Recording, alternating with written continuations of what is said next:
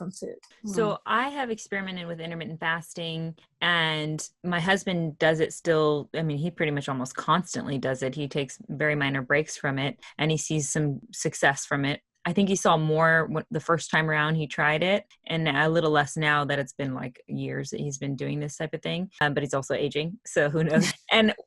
So he sees success. He doesn't feel like it's got any negative effects for him, only positive. When I've done it, I don't know if I was doing it, going too hard in the paint with it, or what it was, but for me, I could definitely feel off, and it even sent my hormonal, signals going a haywire. So what for women specifically are the guidelines you have for intermittent fasting? That's such a great question. That exactly same situation happened to me. I read all the papers, and I was so impressed with this autophagy and these cellular clocks. I was like, I am in. And I went all in. And after like 3 days of doing this, which was like barely anything, I felt tired. I felt cranky. I felt hungry. I felt cravings that I had never felt. My sleep was disturbed. I was like, what is going on? This thing that's supposed to be so helpful is like throwing my hormones off balance. And so I had to really, really go back and see what was wrong. So I stopped for a while and I researched it.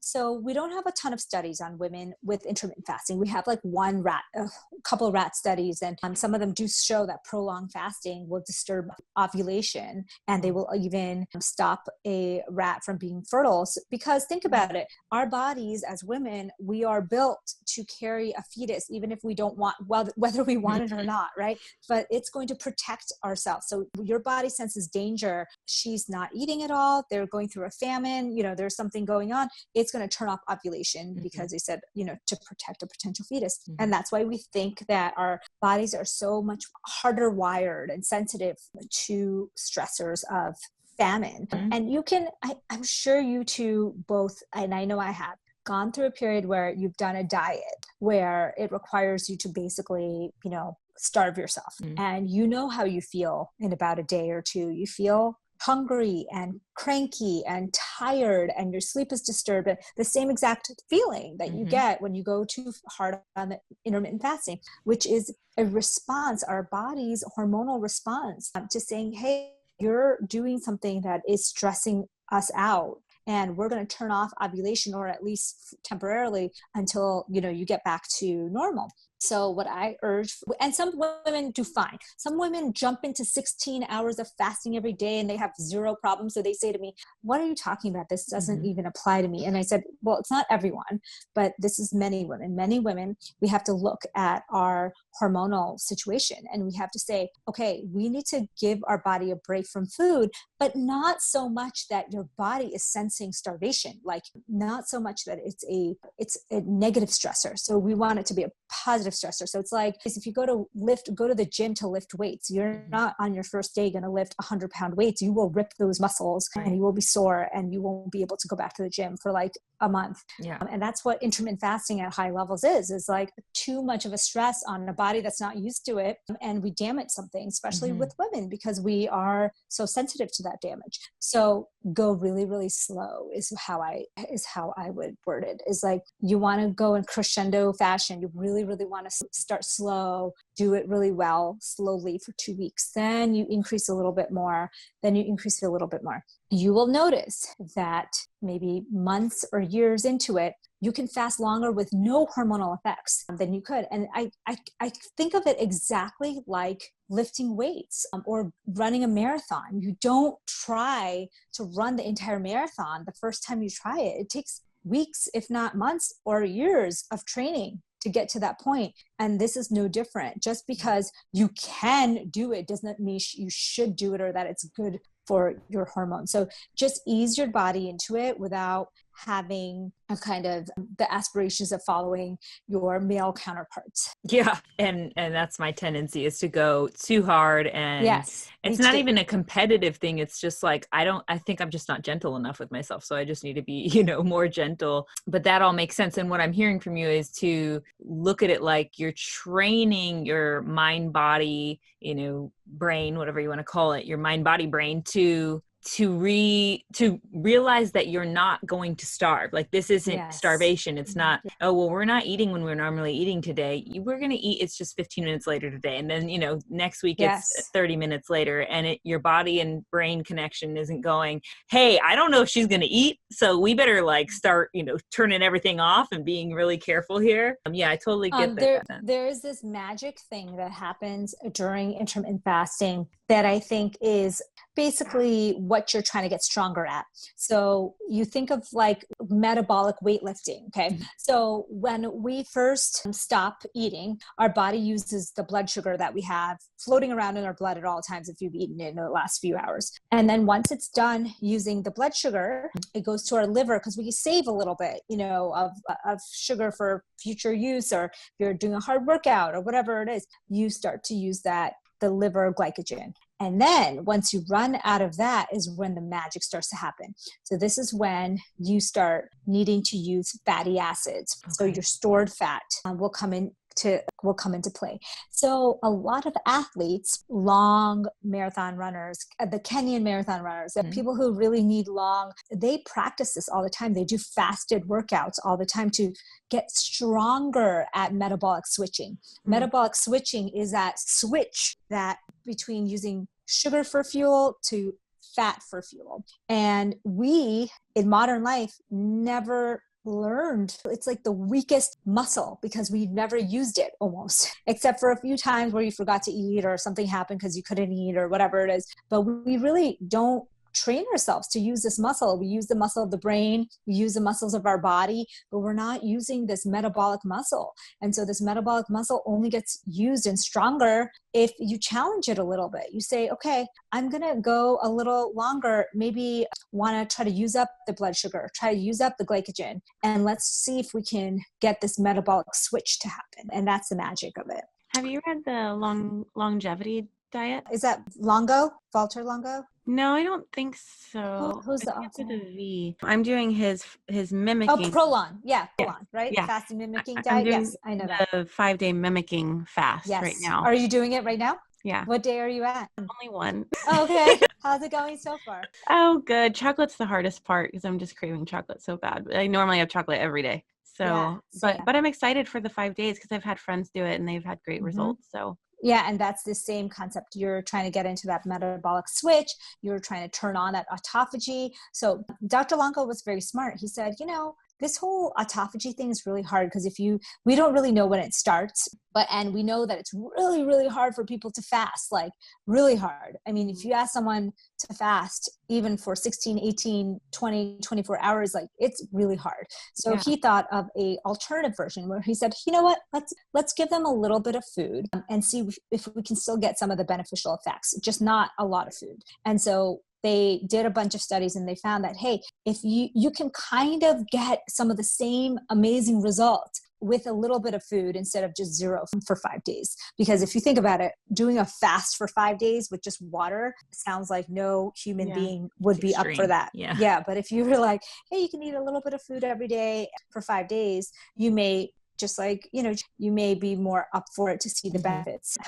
My boyfriend was scared for the whole household. So I'm a little afraid for your household too, Jade. So when we're doing a fast, just because Jade brought it up, is that turning off, ovary production? Is that turning on and off certain things as well? Obviously it's turning on the cell autophagy like you explained, but is there, what are the negative things that we should be looking out for? And if we see them, we should soften. Yeah. I think that, I don't think the Prolon program is going to be right for everyone. I think that if the thought of it is, hey, we're just doing this stress for 5 days and then you'll be able to kind of just recover. Right. And so that's a concept of it. But is that something that, is well studied in women? No. Is it something that could potentially turn on that danger signal in your hormones? Yes. But the thought of it is 5 days and then you're done. And so, how much damage could it do kind of thing? I love circadian fasting. So the type of fasting that I recommend when, on a daily busy woman's schedule, for example, is circadian fasting. It's this concept that, hey, this clock in your cells is timed from sunlight to dark. So when it turns dark, that's the signal for all the repair and renewal processes to turn on. So that makes much more sense to start your fast early in the evening rather than eat, until midnight or whatever. Yeah. So I like to start my fast early in the evening, 7 p.m. You can start it even earlier, and then go till the next morning without any food. And so circadian fasting is kind of superimposing intermittent fasting on top of circadian rhythms and kind of figuring out a nice, easy schedule for people who are busy on the go, and saying, you know what, maybe you can time it so that the nighttime hours, the times that your body is naturally going to want to repair, renew, you just don't eat during those hours. So the traditional intermittent fasting, people eat way late into the evening, and then they don't eat until super late into the day, like 12, 1, 2. I say it should be the opposite, where you eat an early dinner and you fast all through the evening hours, and then you wake up early and maybe you do a fasted workout, and then you break your fast after that. It just makes more metabolic, intuitive sense to do it that way. What about like in the summer months where the hours of the day are a little bit longer? Yeah, so you can play with it. You don't have to do exactly with sunlight. I usually say if you want to guesstimate, just take 3 hours before your bedtime. Say you go to sleep at 10 or 11, you want to stop eating at 6 or 7. And then you don't eat again until, say, in the beginning, you're just doing 12 hours and do 6 a.m., but then you do 8 a.m., then you do 9 a.m. And you can even go back and forth. So I say for women who have regular 28-day menstrual cycles, your second half of your cycle from ovulation, day 14 to day 28. So definitely that week before your period, you're just much more sensitive to stress. Yeah, I can tell you. Yes. I can tell you I am.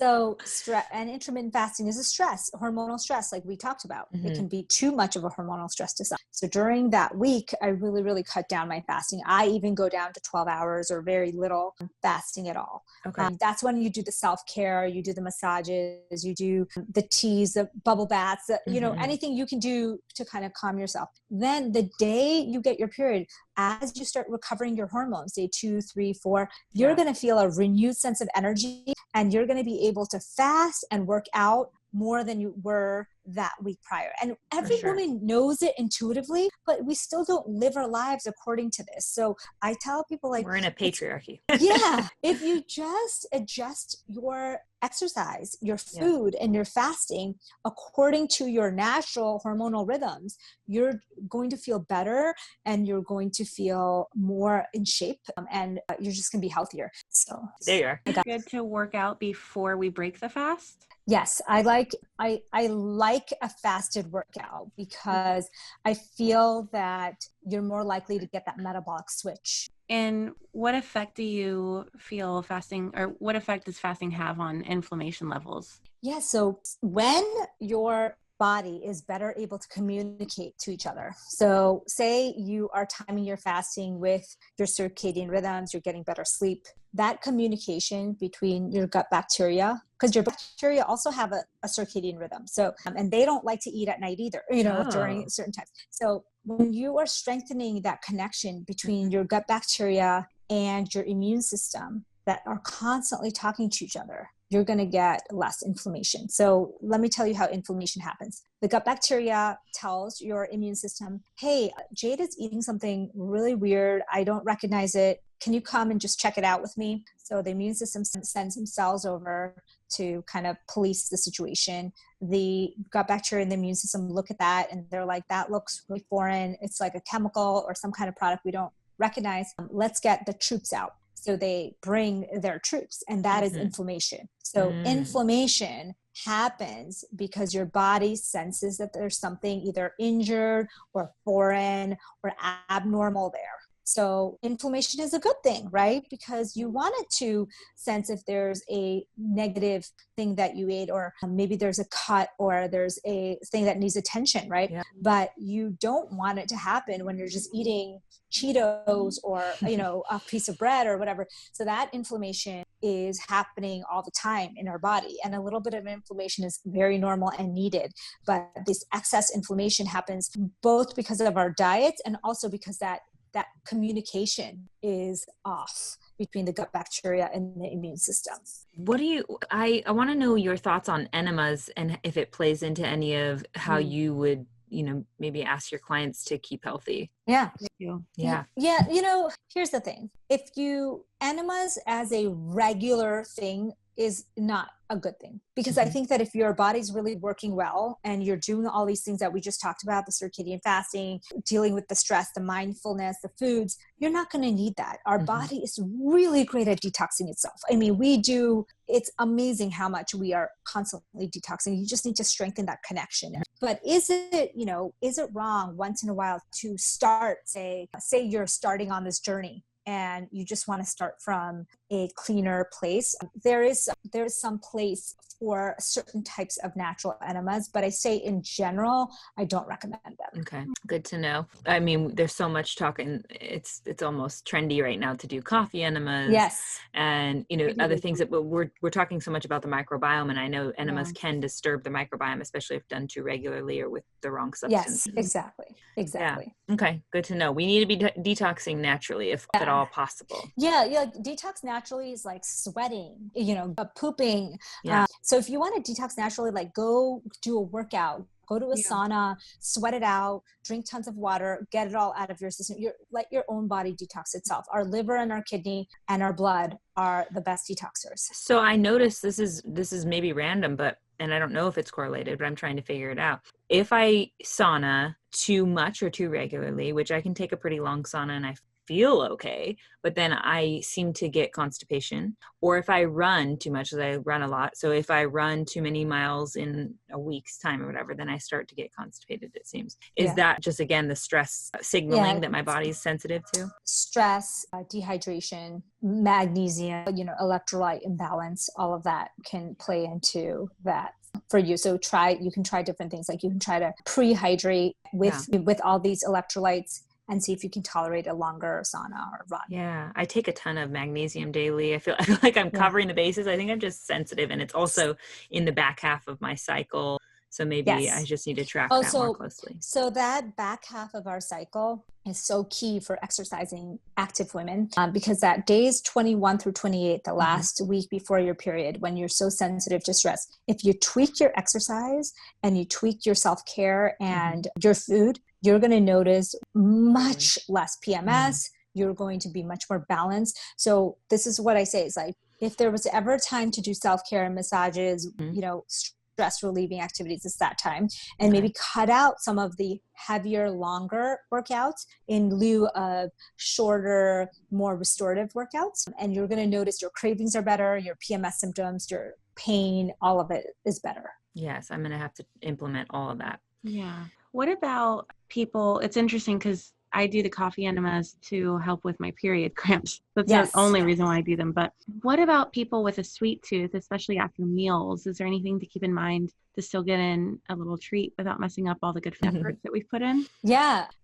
Having a sweet tooth it can be normal, just like inflammation. Like inflammation can be normal in small amounts, and it's abnormal when it gets out of control. So if you are someone who likes to have like a glass of wine or a handful of chocolate chips, just do it before you start your fast. So I just say, still give your body that break from food, but your last snack or meal is going to be the start of your fast. So I have dark chocolate chips all the time. I know you can't do it right now, but in general, you had dark chocolate chips and then you started your fast, that would be the beginning of your fast. And then you just go count the hours from that time. And really, once you start to change your diet and you start to add in more vegetables and grow that microbiome by taking out the toxins in your diet, you're going to notice that your sugar cravings are just like half of what they used to be just off the bat.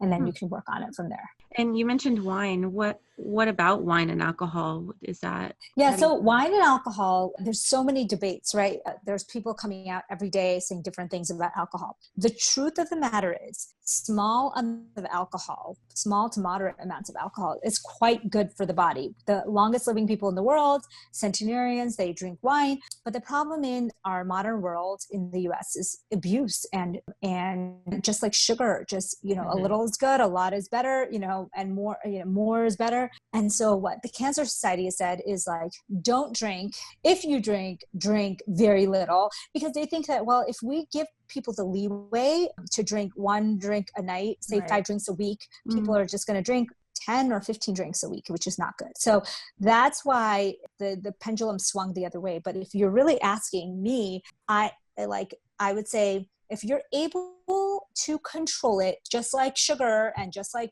any other substance, if you're able to control it and in reasonable amounts, so I'm talking just 3 to 5 drinks a week for a woman, then it can be very beneficial to your health in some ways. But if you have a dependency, if you cannot, we know how ravages people's lives. And if you cannot control it, and that is just not something that you can turn the volume down on, then that's not something for you. Yeah. And what about when it comes to intermittent fasting, how does caffeine affect that? Yeah, so there's a lot of debate about whether or not you should be having a black coffee or tea early in the morning. If, say, you want to break your fast a little bit later in the day. A lot of people can't do a fasted workout without their coffee or, whatever. So we do allow it. But is it as clean as just a water fast? Probably not. But it's kind of like there's level 1, 2, and 3. Like level 1 would be coffee and tea without any milk or creamer. And then there's a level 2, which is like coffee with a tiny splash, less than 40 calorie splash of milk or creamer. That's kind of, and then there's another level, which is, hey, I don't really want coffee or tea, but I'm like starving to death. It's 9 p.m. at night and I still have to fast till tomorrow morning. What should I do? And I usually tell them, like, have a half a tablespoon of almond butter or peanut butter, something with fat and not a lot of protein or not a lot of sugar, or actually very low protein and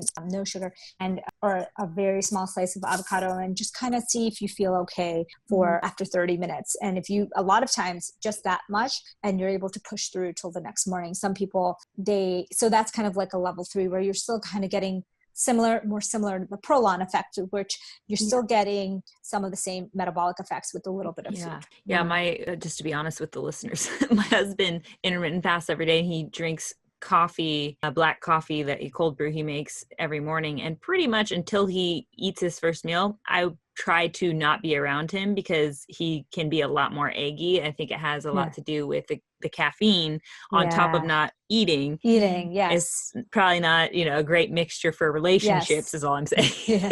No, it's true, because I think that caffeine is very, very, caffeine and alcohol without any food in your system can be very, very potent. And so you do want to be careful. And that's why I like the idea of circadian fasting a little bit better, because if you're a busy person who starts working right away in the morning, you're going to do better with circadian fasting, which is, eating your dinner super early and then being able to have an earlier breakfast, so you don't have to deal with that morning kind of crankiness. Yeah, that makes sense. So, and I was going to bring us to keto because you kind of talked about the almond butter and late night, starvation feelings, which I experienced when doing a keto diet before. But before we do that, I wanted to ask you, when it comes to your own patients, is there something that you recommend almost like on the majority of the time with them as far as how to adjust their lifestyles and diets? Is there like a kind of set, go-to lifestyle diet option that you give them? Well, if you're asking me, for most people, if you're asking me the intermittent fasting diet,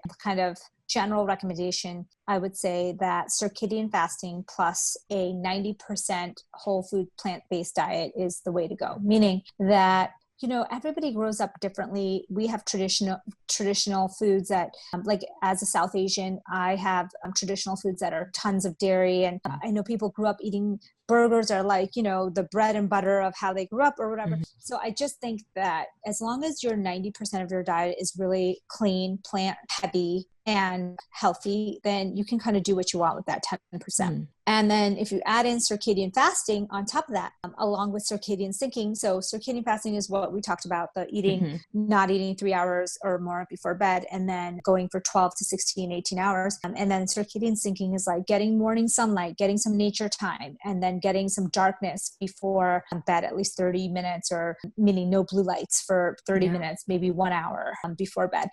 Those things can pretty much help any person right off the bat. Yeah, I love that. Especially early morning sunshine is so important. Yeah. So when it comes to the keto diet, let's just kind of cover the basics quickly here. But what is it and how does it work? I know a lot of people have heard the word keto, but probably don't know exactly what keto and ketosis is all about. Yeah. So ketosis is kind of like a longer version of that metabolic switch that I talked about. So when the body runs out of sugar to use, it switches fat to fat. It always will prefer sugar. So as soon as you eat something with carbohydrate or sugar, it will immediately switch back to using the carbohydrate or sugar. But when there's none available, it will use fat for fuel. So fatty acids for fuel. Now, there are some benefits to this, but there's also some negatives to this. The biggest negative, I think it sounds like you've tried it, Mercedes. The biggest negative is that it's almost unsustainable. Yeah. Almost everyone on keto goes in and out of keto because as soon as you eat that one thing with carbohydrate, you're out of it. Right? So living a life on keto is almost impossible. Secondly, the problem I have is that although metabolic switching is really going back and forth, always being in keto is really difficult to do with healthy whole foods, right? So a lot of people are eating tons of processed keto type foods. They're eating processed red meats, they're eating cheeses, they're eating creamers, they're eating these keto processed foods or whatever to keep themselves in keto because they can't do that. They can't barely eat a normal diet. So those are the two big issues I have. So can you do it long-term in a healthy way? Probably, if you really are committed to it as a lifestyle. But is it most likely something that you do temporarily? Yeah, I think that's more like I like the idea of metabolic switching where you go in and out and you kind of give your body a little break, kind of go into a mini keto every night. And then the fact that when I talk to you about the microbiome and the city and the fighters and the detectives and the policemen, to imagine that you are not going to give them any of the foods that they eat, those microbes, for weeks or months at a time, you can imagine what kind of damage it's going to do to your gut.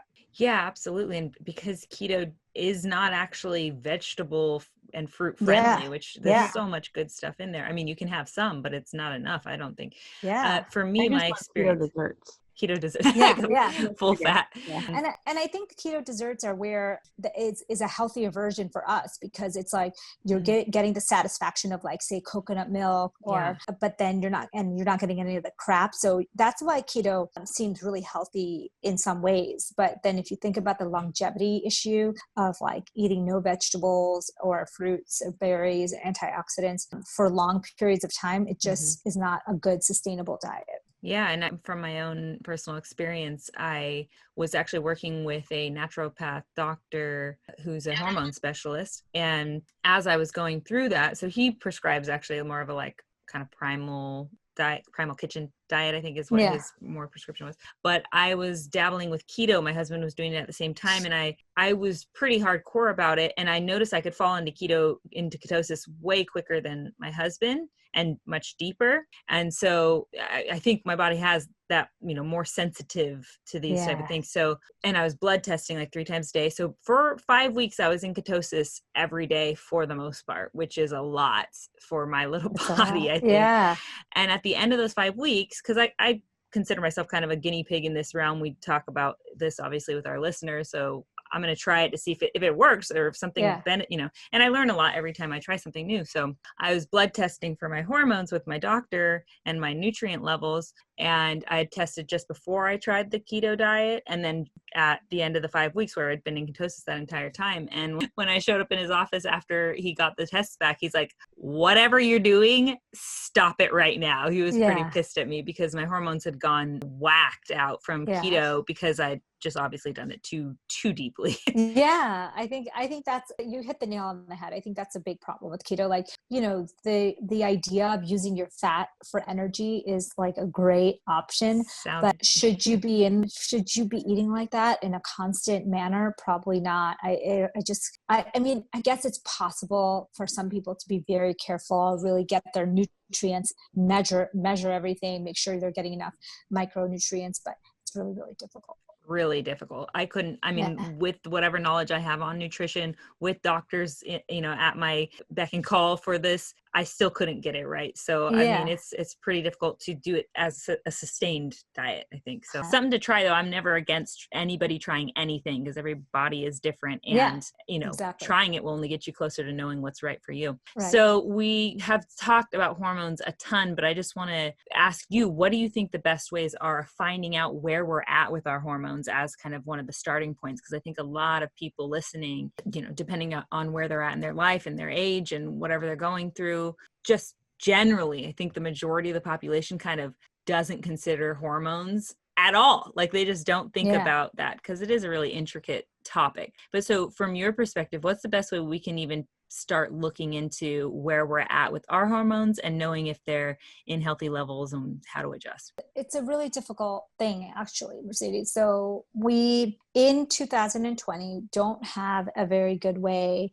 no matter what anyone tells you, we just don't have a good way to measure our hormones in a accurate and precise way, because there's such a huge wave up and down of normal range that unless you know what your levels of normal are and you're below that or above that, which can be helpful, blood testing is not that great actually at looking at hormone imbalances. Obviously you do that first, so you make sure you don't have anything egregious, right? And like you said, you know, there's going to be, if there's wide swings in your levels, you'll be able to see it. But when we're talking about this subtle hormone balance for energy, for brain fog, for digestion, that is something that may not be detectable at all on a standard blood test, right? So right now, the way it stands, it's a symptom diagnosis, like it's a balancing of your symptoms. You'll know, women, I tell people, okay, the best barometers of your hormone health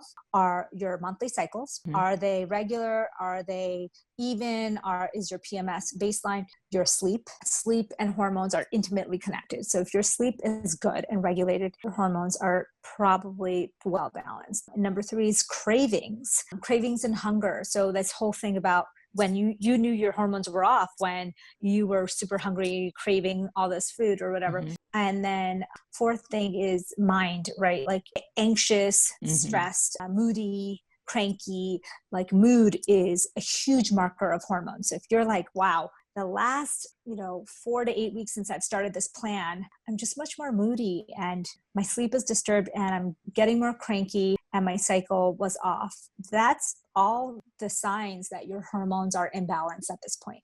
And when that all improves, the sleep, mood, energy, cravings, that's when you know you're on the right track with your hormones. I think that's much more sensitive and specific than any blood test will ever be. So if I feel like I get the depressed brain that you talked about. I wake up multiple times a night. I'm very tired, but I take really good care of myself. And there's nothing that's really changed in the last couple of months besides what's going on in the planet. So how would I get better sleep, or how would I fix my hormones if there's not been a noticeable, like, oh, that's what caused this, so I'll take it out. So, we're always going through changes in our lifestyle. Our life, because as women, we age, our hormones are changing every year. We are very sensitive to the external world. So just like you said, maybe it's just literally the things that are happening outside of our bodies, outside of our homes, in the world today that you're internalizing. So it could be, and that's the biggest problem with women, right? As we get older, the same tactics that used to work for us stop working because our hormones are constantly changing as we age and are super sensitive to external stressors. So for you, Jade, I would say, hey, let's examine the different things that it could be. For you, it could be the external world, whatever we're going through right now as a society. It could be something that's happening in your life that you may be thinking, oh, I'm fine with it. I'm dealing with it. But it's kind of those deep-rooted emotional issues that show up at night and show up. So I'll say to myself, like, I'm not worried about this. It's not a big deal. Like something happens in my office and then in the middle of the night is when it shows up and it constantly keeps showing up until I deal with it. Okay. So that's a sign to you that I'm not saying that there is something like that. I'm just saying that that's one of the variables you have to put in there, that what's happening emotionally, what's happening in the external world. And then, like you said, examine your diet, examine your sleep, it's like all that hard work.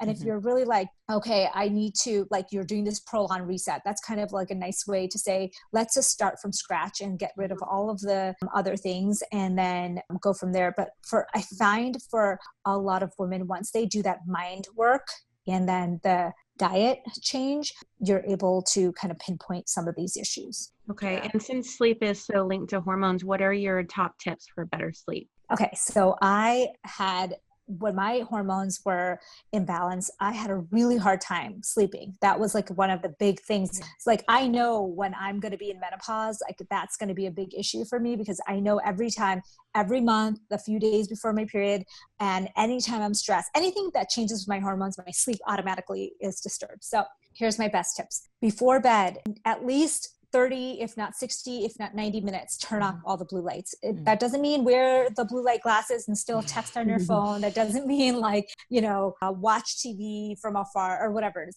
Just, you have to turn it off. So it might be, for me, it took like putting my nighttime routine as the time that I'm going to do my skincare, that I'm going to get ready for the next day. I'm going to put out my clothes. Like I forced myself to spend 30 minutes just like away from all my devices. Okay. That is going to do magic, not only for the blue light issue, but also to kind of train your brain that this is wind down time. So you might do skincare, you might get ready for the next morning, you might do your hair, you might shower, you might do baths can be really, really relaxing for your body. And then you want to make the room really cold. So if you have probably heard from a sleep hygiene specialist, but sleep hygiene is so important. So that means that our bodies, the way we fall asleep is that our temperature drops slightly and then we go into a sleep. So your temperature is not going to drop if you're sleeping in a super sweltering room, but and the external environment has to be quite cold to get there. And so you want to make sure the room is very cold. And 69 then you want to make sure, 68 I think is the ideal. Okay. So and you can play with it for yourself, but the colder the better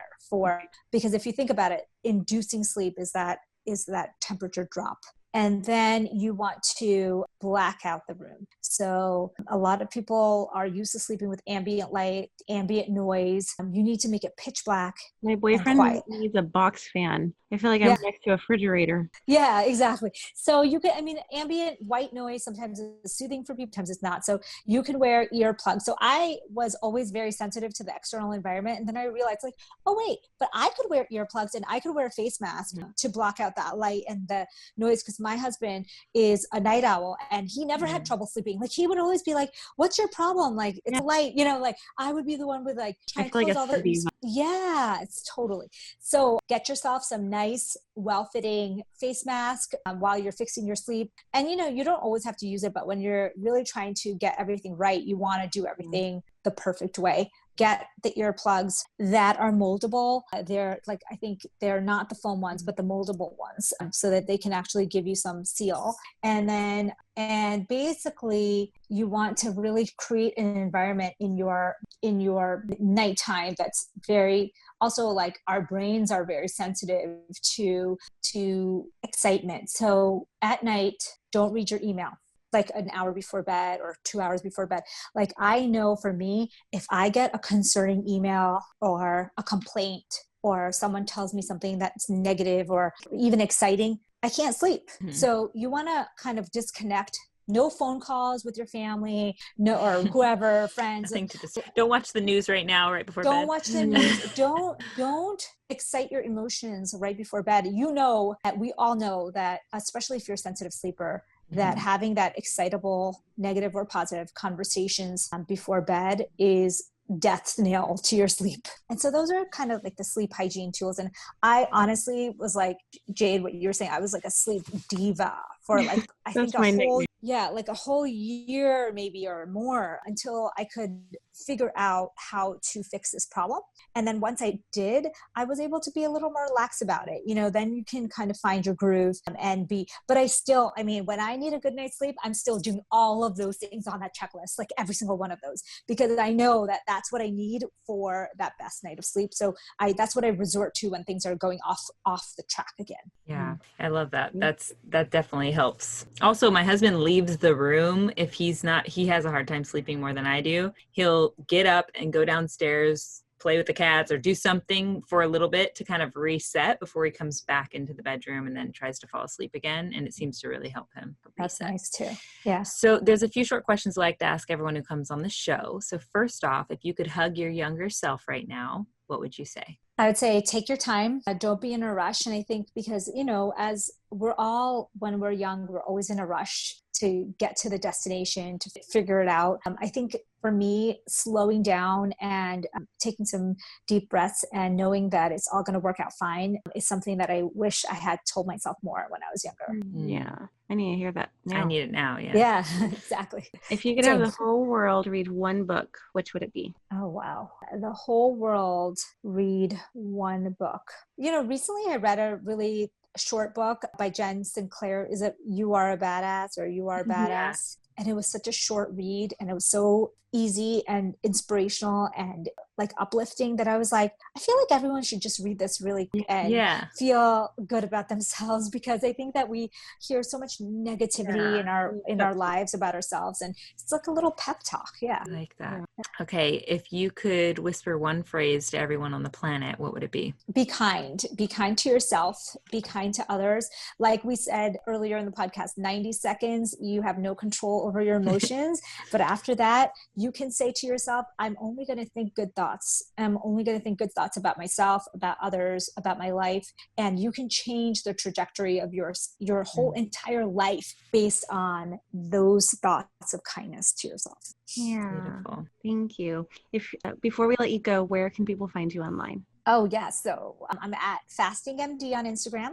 I'm at amymdwellness.com on the internet. Perfect. Yeah, we love following your page. Yeah. Thank you so much for coming on and sharing so much knowledge in such short time. I don't even know how we fit all that in. I'm fairly impressed with all three of us here. It felt like a speed round. I was like holding back so much. I was like, don't go down that rabbit hole, Mercedes. But thank you so much for sharing your wisdom with us and our listeners. And we are big fans of yours. So we will definitely apply what we learned here today to our own lives. And I hope our listeners do the same so we can all rise together. Thank you. Oh, this was so fun. Thank you guys for having me. Yeah, we'll talk to you soon. Okay, take care. Bye-bye. Okay. Why are we always so awkward at the end? I was like, you know what? There might be a way for me to just end the call on my side. I should figure that out so it's not super awkward. Especially when it's on their phone. And they're like, oh my God. They also seems like they're not sure if they're actually supposed to hang up or not. I know that. Is this live? I gotta go. I'm trying to see if there's a way. One time we were at the fights and a piece of confetti fell from the floor randomly, but it was like, no confetti had fallen all night. And it was like late at night and all of a sudden a piece of confetti fell and landed on you. And this is like 8 years ago. I still think about it sometimes. You go, oh, what? I just woke up. Like we didn't hear the confetti. I got here late to the party.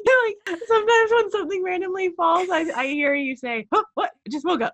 I don't remember that, but I love that you remember the most obscure things and relate them somehow to life in ways that I could never, which is why I love you.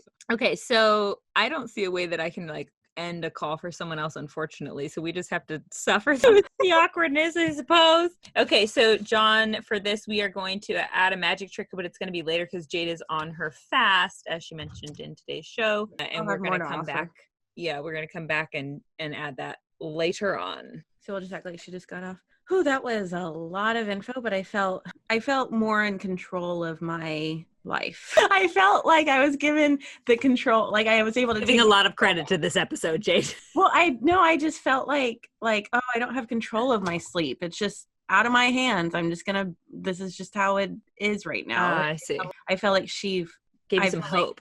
I felt like her information made me feel like, oh, okay, this is something that I have control over. I just have to be more determined. Like there's things to do to try. There's always something I've noticed is when I feel overwhelmed, I feel like, oh, just give up, on this, whatever the thing is that's feeling overwhelming or out of my control. It's just, I literally need rest. I need to sleep so that I can remember that there is always something else to be done. Like there's always another option, another angle, another way to look at it, literally just changing the perspective somehow, which is way harder than it sounds. But there's always something to be done, which means there's always hope, which really helps me feel in control to some degree. Of stuff to be done. What's your magic trick? So my magic trick is very simple. It's to get an app that helps you track your food intake. So obviously goes along with this podcast episode quite a bit. So help you track your food intake along with the time of day that you're eating. And that also tracks the nutrient levels of the food that you're consuming, as well as your physical activity. So this is going to help you get really clear on where you're at with your diet and your lifestyle, which will give you the tools you need to know